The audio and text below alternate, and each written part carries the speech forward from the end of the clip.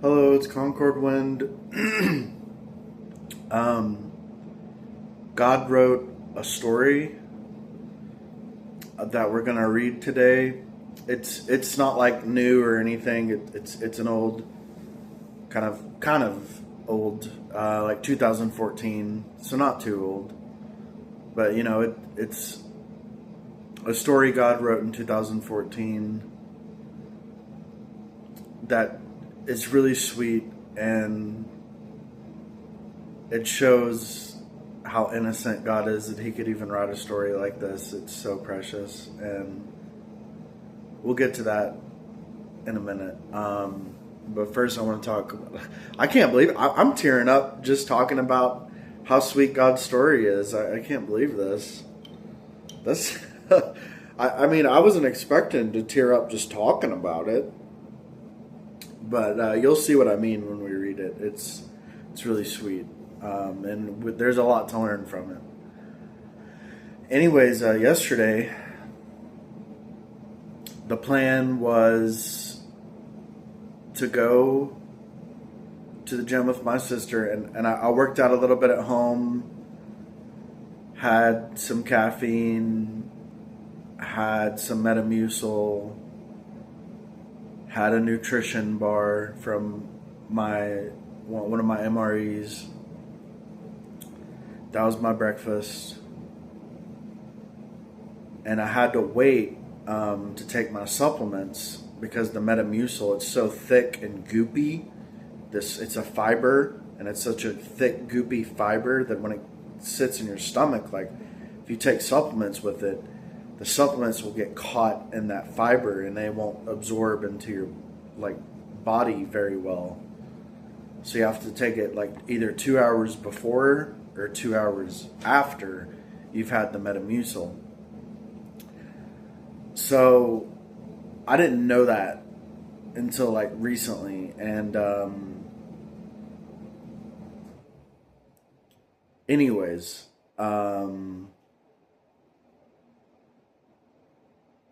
so I was waiting to take my supplements, and I had 2 shots of coffee. Um,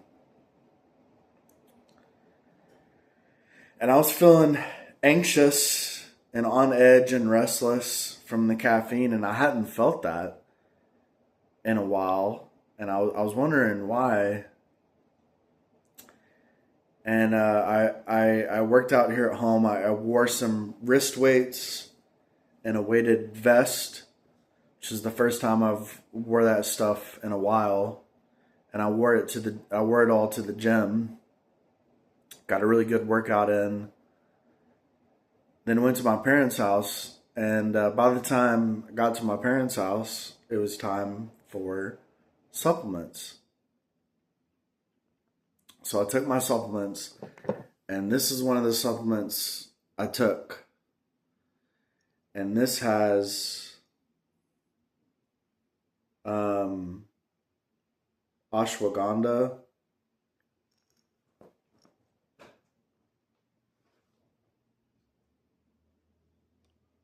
It's not focusing. Why isn't it focusing? All right, it's not focusing. Um, that's fine. Okay, now it's just I don't know what's going on with my phone. So it's got ashwagandha, and so I took this. I took this, and about I don't know. I'd say like 15 minutes after I took it, like all that anxiety and all that restlessness from the caffeine was just gone, and I felt so relaxed, and I was like, this is how I've been feeling lately. And it was after I took this and I realized it has ashwagandha in it. And so I told my family, I was like, I really noticed a difference. Like not having it, having the ashwagandha today and then having it, I really noticed a difference. And I felt it like all the way up until, because I took it around I don't know. Just guessing, like around 1:30 is when I took it. And I felt it from like 1:30 to about, bedtime. Like I felt it like all day. I mean, I didn't take it like early in the morning, but I did feel it from like 1:30 to bedtime. It's very subtle, but it's kind of a little bit of a warm sensation throughout your body and a very relaxing sensation. Your muscles feel kind of relaxed. You just feel it just makes you feel kind of relaxed, and it takes the edge off of caffeine, because caffeine kind of puts you on edge. Makes you kind of nervous, makes you kind of restless. The ashwagandha takes that right away. So, anyways, me and my family, we went to the store, and as soon as we walked in, there were supplements, and I was like, "Oh, I wonder if they got ashwagandha," because this is only a 1 month supply. This was $75, and it's only a 1 month supply, but it's got all kinds of stuff in it, not just ashwagandha, but it's only a 1 month supply. And so I was like, I wonder if they got ashwagandha, and sure enough, they did. So I asked my sister. I said, "Hey, can you get me some of this ashwagandha? It was buy a bottle, get a bottle free." And I said, "I'll pay you back." And she said, "No." And I was like, "Oh, okay." And so I looked at my dad and I was like, "Can you give me this ashwagandha and I'll pay you back?" And he didn't really say anything. And then later, after we'd been walking around the store for a while and I hadn't said anything about it, and my dad just randomly was like, "Hey, go get that ashwagandha. I'll get it for you." And so I kind of ripped the packaging, but here it is. This is the ashwagandha. It's gummies, and it's actually stronger. It's got a higher dose than what's in this, and this is a 2 month supply. This is a 2 month supply, and I know I said buy one get one free, but I wanted my sister to try one, and my dad was like, "Why don't you give her a bottle, and then you won't have to pay me back, because at $7 a piece, you won't have to pay me back if you give her the bottle." And I was like, "Okay," and I gave her the bottle. She tried one, and so yeah, so hopefully that'll help her. I know it helps. It helps me, but I'm already kind of a relaxed person. Other than the caffeine, like the caffeine kind of messes me up. But the ashwagandha, like seriously, it takes the restlessness out of, and I don't even know if this is a good brand. Like, I don't know if this is a good brand or not. It was just at Kroger. But like, I do know, I took some of this morning, because I'm not supposed to take my Metamucil until 10, which is also when I'm going to be eating, because you're supposed to take it with a meal. And right now it is 8:18, but I've been talking for 9 minutes, and I took the ashwagandha around 8, and I already feel it. And I've had 2 shots of coffee, and I feel the ashwagandha.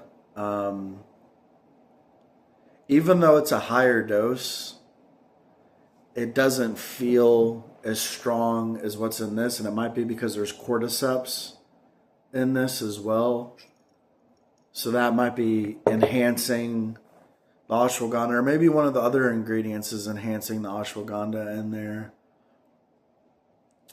This is just ashwagandha by itself, but I do feel it, not as strongly as was in the Optogen HP, but I do feel it, and it's very relaxing, and it helps the caffeine It balances out the caffeine, you know, so it's nice. Um, but I'm kind of thinking. I know it might sound crazy, but I think it might be worth it to spend extra money on this because this stuff is really strong. Um, I really like this stuff a lot, but it's expensive. It's $75 a bottle, but it might be worth it for the way it makes me feel. Because this right here is not really. I mean, I feel good, but like I still feel a little bit of anxiety in my belly. You know, it hasn't completely taken that away, whereas this completely takes it away. Completely, it's gone. You know, and this was only $14.99. You know, so I guess you get what you pay for, because this hasn't completely taken it away. You know, um, so I might actually take another one. No, I'm not going to take another one because I'm still going to be taking this at what time? 12. At 12, I'm going to be taking that. So I just got to deal with this little bit of anxiety. It's just a little bit. Sorry I'm going on so long about this. It's just, you know, supplements are important. It's important to take care of your health. And, you know, if you're not feeling right, it can definitely help to take supplements and to eat right and to exercise. You know, supplements are great, but if you're not eating right, you know, supplements are not like a miracle cure all or whatever. Like, you have to eat right. And it's not that hard to eat right. Like, I get to eat delicious burritos. You guys have seen my burrito video where I show you how I make them. I mean, and you see the ingredients in that, and it's delicious, and it's you know, it's pretty healthy. I mean, it's like the queso isn't like the most healthy thing, but it's not that bad either. Um, you know, and if you want to substitute the queso I get, if you want to get a healthier queso, you can. I just don't have that option at my local grocery store. Um, I gotta sneeze.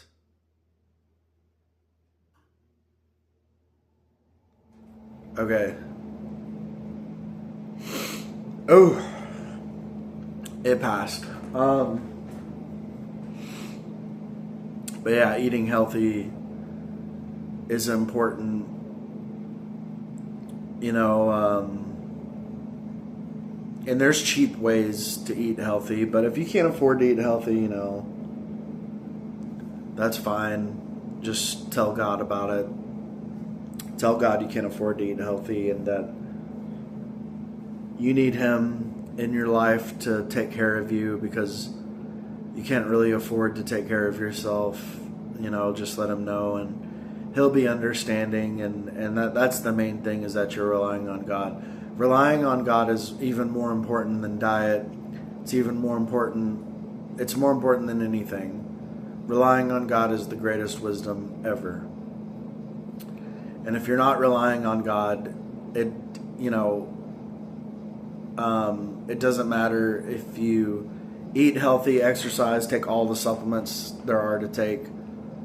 It doesn't matter, because if you're not relying on God, you're not improving in the quality of your disposition.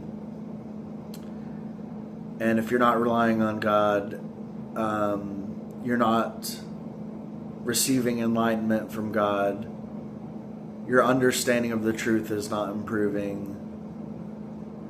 And you're not growing closer to God and developing a stronger relationship with Him. If you're not relying on God,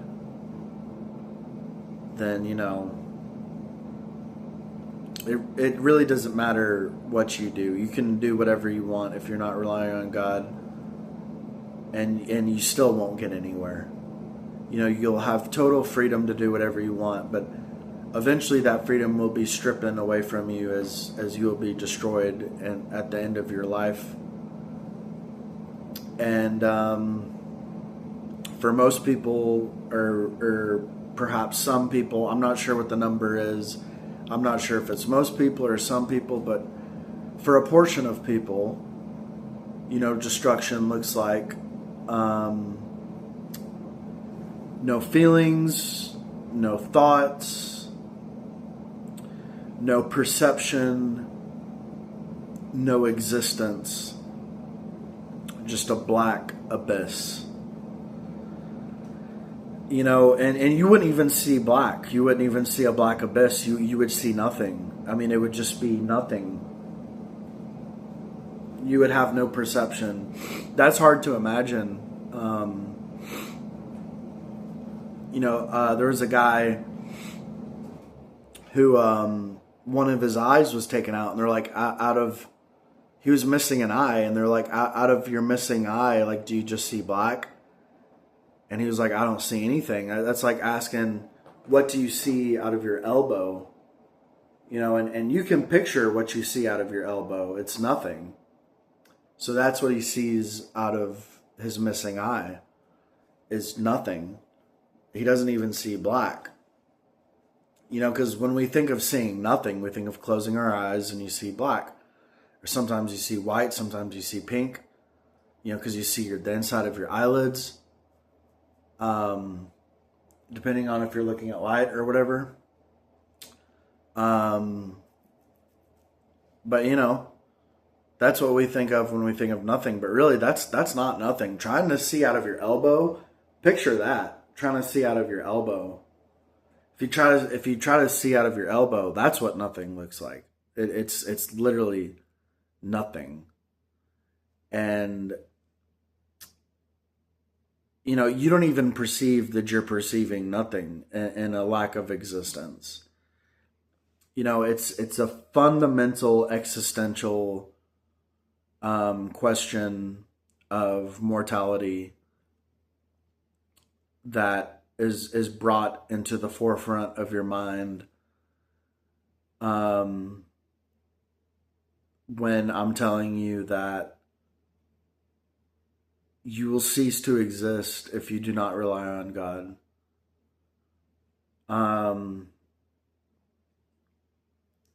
Which is tragic. It's tragic. You know, like what was the point of your life? Hopefully you made some contribution while you were alive to mankind and to God's management plan.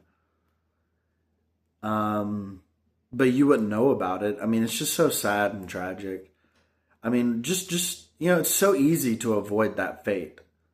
It's so easy. All you have to do is rely on God, and you should want to rely on God. Because human beings are created by God, and we're equipped with, you know, the desire to rely on God. You know, that desire is within us. And so it's very easy to do. You know, you know, it's not always easy to remember to pray throughout the day, but surely at night when it's bedtime and you're just alone with your thoughts, I mean, surely at that time you'll remember to pray and you'll remember to rely on God and ask Him for things for tomorrow. And, you know, like ask Him to give your doctor the insight and wisdom to be able to properly treat you, or, you know, that's one of the prayers I've made recently. Pray for God to lead and guide you towards the truth and give you a greater understanding of the truth. Pray for your corruption to be cleansed and for God's will to be done in your life. You know, you just rely on God, and you know, nighttime is a special time for God and me, because that's when we feel closest to each other. Well, I can't speak for God, But that's when I feel closest to God, is when I'm doing these videos and when I go to bed, is when I feel closest to God. And maybe God feels close to me all the time, but I feel close to Him at certain moments because I'm just a human and I'm inferior to God. I can't feel the love for Him or for anybody that He feels for us. Like the extent of my love doesn't go as far as His love. Anyways, it's been 20 minutes. I've been talking about God's wisdom, or not God's wisdom, but how relying on God is the greatest wisdom. And I still haven't read this story. So if you've stuck around to this 20-minute mark or 21-minute mark, and by the way, that anxiety is going away. So I guess that ashwagandha does work. So maybe I won't get the more expensive bottle. But let's read this story that God wrote in 2014, okay? All right. A small seed fell to the earth. A great rain fell, and the seed grew a tender sprout, while its roots delved slowly into the soil below. The sprout grew tall in time, enduring cruel winds and harsh rains, witnessing the changing of the seasons as the moon waxed and waned. In the summer, the earth brought forth gifts of water so that the sprout might endure the season's scorching heat. And because of the earth, the sprout was not overwhelmed by heat. And thus the worst of the summer heat passed. When winter came, the earth enveloped the sprout in its warm embrace. And earth and sprout held one another tightly. The earth warmed the sprout, and thus it survived the season's bitter cold, unharmed by the wintry gales and snowstorms. Sheltered by the earth, the sprout grew brave and happy. Nurtured selflessly by the earth, it grew healthy and strong. Happily it grew, singing in the rain, dancing and swaying in the wind. The sprout and the earth depended on one another. Years passed, and the sprout grew into a towering tree. It stood strong upon the earth, with stout branches tipped with countless leaves. The tree's roots still dug into the earth as they had before, and they now plunged deep into the soil below. The earth, which had once protected the tiny sprout, was now the foundation for a mighty tree. A ray of sunlight shone down on the tree. The tree swayed its body and stretched its arms out wide and breathed deeply of the sunlit air. The ground below breathed in time with the tree, and the earth felt renewed. Just then, a fresh breeze blew forth from among the branches, and the tree trembled in delight, rippling with energy. The tree and the sunlight depend on one another. People sat in the cool shade of the tree and basked in the brisk, fragrant air. The air cleansed their hearts and lungs, and it cleansed the blood within them, and their bodies were no longer torpid or constrained. People in the tree depend on one another. A flock of little chirping birds alighted on the branches of the tree. Perhaps they landed there to evade a predator, or to breed and raise their young, or perhaps they were just resting for a while. Birds in the tree depend on one another. The roots of the tree twisted and tangled, dug deep into the earth. With its trunk, it sheltered the earth from the wind and rain, and it stretched out its limbs to protect the earth beneath its feet. The tree did so because the earth was its mother. They strengthen each other and rely on each other, and they shall never part. Oh man, isn't that a beautiful, cute little story that God wrote? And it shows that there is a coexistence, there's a harmony, there's a balance between the existence of all things, between all of God's creation. All of God's creation depends on each other and relies on each other. At least that's how it should be. See, humans, because humans are corrupt, they've destroyed so much of the living environment and harmed so much of God's creation. And this is our one and only living environment. The earth is our one and only way, our one and only home, our one and only place that we can survive in the universe. And yet we're destroying it. I mean, it's so stupid. And it's obvious that Satan has taught humans to do this, because this didn't come from God. God didn't teach humans to destroy their only living environment. and humans had to get the idea from somewhere. And if humans were really just animals, like how atheists believe, humans wouldn't be destroying their living environment. There's other factors involved here because other animals don't destroy the living environment. So why do humans, if humans are supposedly the most intelligent creatures on the planet, why are they the only creatures that destroy the earth? So obviously there is corruption going on. And the fact that humans are even susceptible to corruption, which animals are not susceptible to corruption, shows that humans are something different from animals. Because animals are not capable of being corrupted. Humans are. So humans are not animals. Humans are creatures, though. Humans are creatures created by God, just not animals. Humans are separate. Humans are the only creatures created by God on the earth, in the material realm, susceptible to corruption.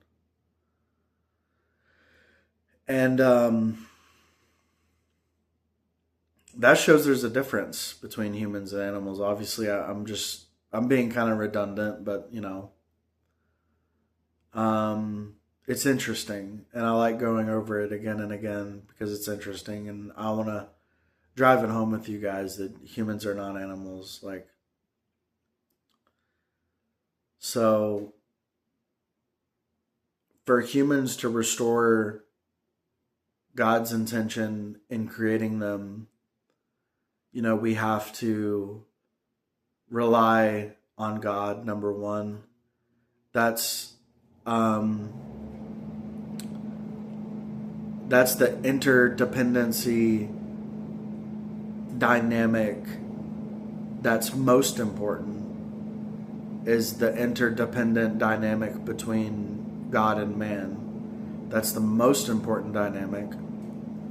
And then there's also the dynamic of man being the caretaker and manager of the things on the earth and taking care of the earth. That's important. And I know I sound like a hippie right now, but it's the truth. So it's really, and hippies don't know how to take care of the earth. God has to teach us how to take care of the earth.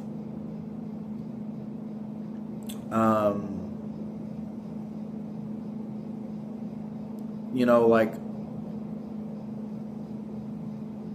my friend Devin, he's not my friend anymore. Actually, I excommunicated him, and I told him I can't be friends with him anymore. But this video is really long. I'm gonna go ahead and end it here. Well, I don't want to leave you on a cliffhanger. So Devin, he does drugs, and he sells drugs, and he considers himself to be a hippie. And that's one of the things that's wrong with hippies, is they think, that doing drugs brings you closer to Mother Nature or whatever. And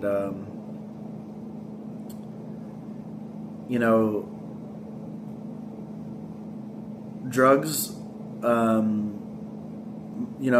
most drugs are created by God, and they have a purpose, but the purpose is not for humans to consume them, especially in the age of kingdom. In the current age we live in now, like maybe in the age of grace, people could consume certain types of drugs for different reasons or whatever, because that was more of a supernatural age, and drugs are somewhat supernatural in the effects that they have on people. They give people the perception of the supernatural sometimes. But in the age of kingdom, this is a more practical age, and this is a more normal age, and drugs are unnecessary in this age, and in fact they can be harmful in this age. It's not the age of grace anymore.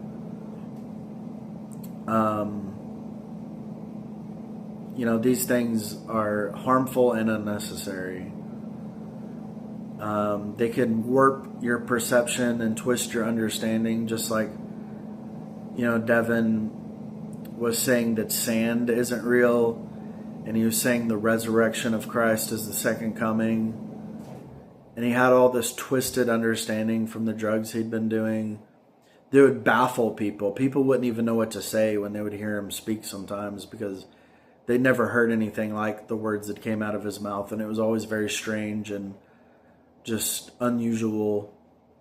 And that came from the drugs and the psychedelics and stuff that he would do.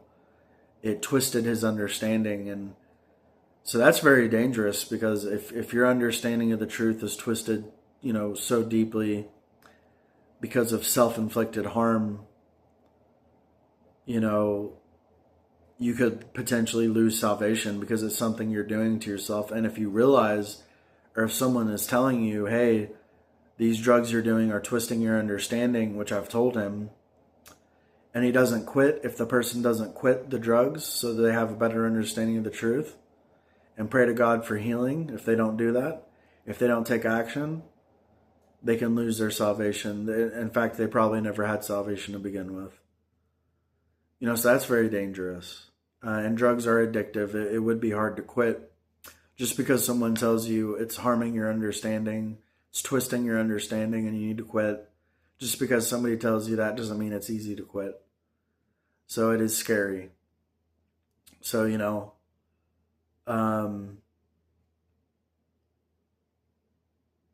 yeah. I mean, like, the ashwagandha, honestly, is like pushing it, because it's pretty close to being like a drug, It's pushing it. I mean, but it's subtle enough, and I'm normal enough, and my understanding of the truth is stable, and I'm stable enough that I don't consider it a drug. I just consider it kind of like caffeine. And I guess caffeine is considered a drug, but whatever. I don't consider it mind altering. It's more of a body feeling. It's more of a relaxation in your body. It doesn't alter your mind. It doesn't alter your perception. So, supplements that make you feel good but don't alter your perception are fine. But like THC, marijuana, that's not good, because it does alter your perception. It makes you paranoid. It alters your perception. It makes you think things that aren't true. And so, that's dangerous. But the ashwagandha doesn't do that. So if you do, need help relaxing or need help to feel good, the combination of caffeine and ashwagandha is great, because the caffeine and the ashwagandha balance each other out. It's an upper and a downer. The ashwagandha being the downer and the caffeine being the upper.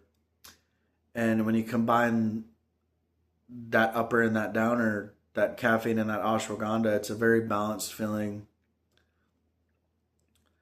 They're dependent on each other, just like the story. Ashwagandha and caffeine are dependent on each other to be the most effective in a person.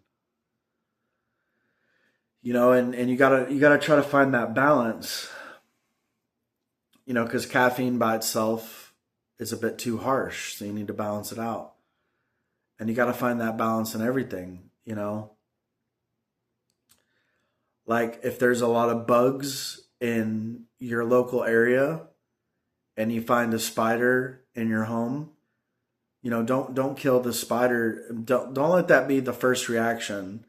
Try to catch the spider and release it, because that can contribute to the balance of the ecosystem. That spider could have babies and produce more spiders, and those spiders could eat some of the bugs, and there could be less bugs in your environment because of the spiders. And so, your first reaction to seeing something shouldn't be to kill it. You should always try to save something, and killing it should be the last resort, because you really want to maintain that balance. There's balance in everything. All right, this video has gone on way too long. But if you've watched to this far, thank you so much for watching. May God guide you. May you find the balance. in all things. And may you rely on God every day of your life. Even if it's just at night that you pray to God and rely on Him and pray for the next day. Even if that's what you do, that's still reliance on God. I consider it to be anyways. That's what I do anyways. So, may God always be with you, and He will be. But I hope you can perceive that He's with you, and that this has been a great video. So, make sure to watch tomorrow's video. If there's going to be a video tomorrow, I don't know. But I hope there will be, because I love doing this. This is my job after all. I don't get paid for it, but I love it. So yeah, that's it. God bless and goodbye.